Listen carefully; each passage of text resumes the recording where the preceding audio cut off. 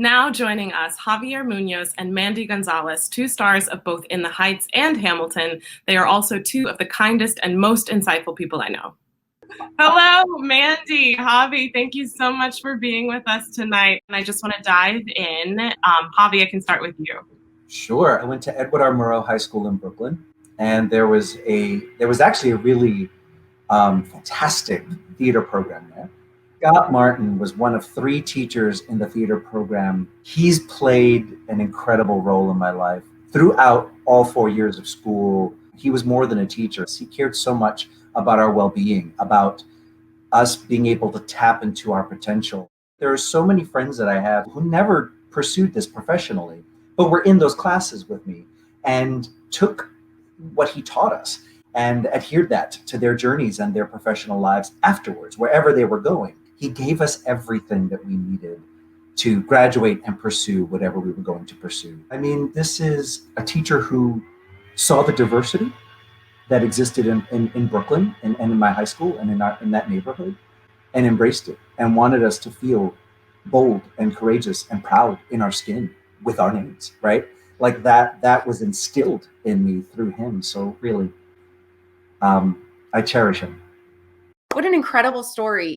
You know, it's so wonderful that you found a teacher like that in the public school system. I think it's so, so important. When I was a kid growing up, Latinx, I didn't see a lot of people that look like me at the shows that my grandma would take me to see. It's so important to me now as a writer. I'm releasing my first novel in the spring. And I remember when we were in the Heights and we did an after the show talk back. And one of the students asked, why is this the only show with Latinx like people on it? And Lynn said, if you feel this way, you have to write your own story.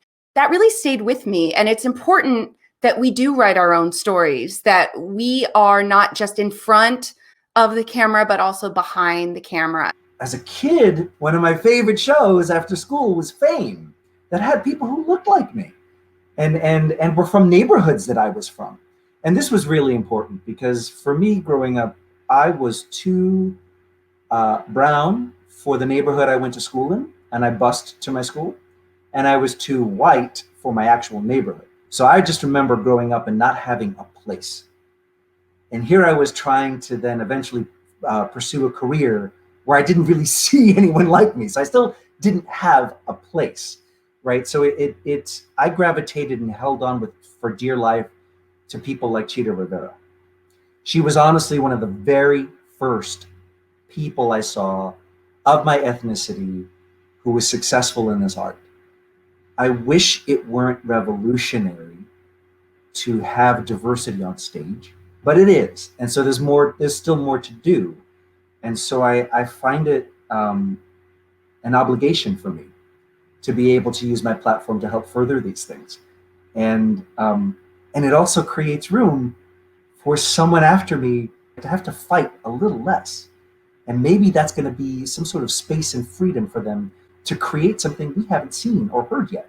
People always try to put you in some sort of box. And I think the arts allowed me to just be me. I could just sing. I could just create characters, and I didn't have to fit into anybody's box. And that was really important for me for life.